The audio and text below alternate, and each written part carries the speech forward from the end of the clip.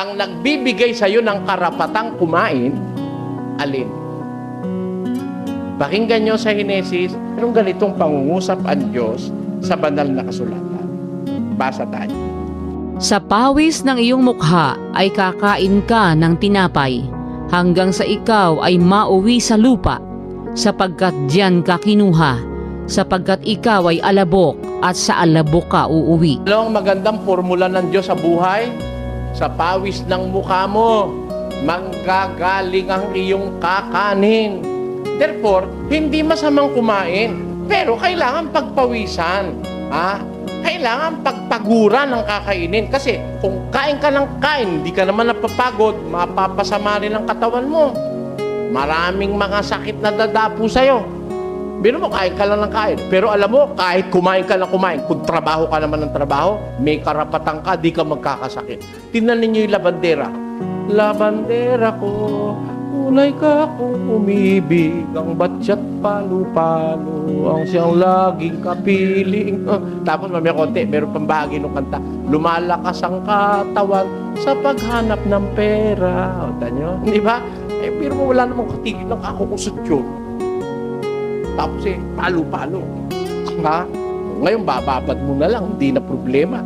Nung araw, magkukula ka pa. Tapos mag-a-army roll ka pa yung araw. Nako, alam nyo, mamalansya nung araw, malaking trabaho yun. Yung araw, yung mga pantalong ko nung ako'y nag-aaral sa high school, yung kulay puti, na diilo. Nako, yun ho, yung pagka nalaban mo na yun, yun ikukula mo, mga ilan laba yun. Pagkatapos pag nalaban ay tutubog mo sa almirol, tapos paplansyahin mo na yung halos makakahiwa yung piston. Mahirap ang labandera, kala nyo. Ganon. Kumain man ang kumain yun, hindi maaalta presyon yun.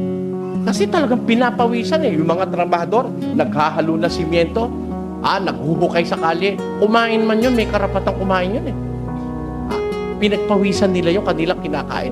At pag ang pag-uusap health o kalusugan, makikita mo, mas lalo kang malusog habang ikaw pagod. Alam niyo yung hindi malusog, yung kagaya ko.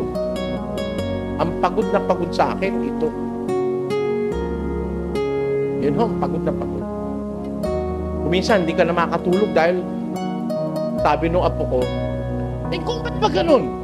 Apo ko 7 taon. Tinuruan kami ni ma'am ng kanta.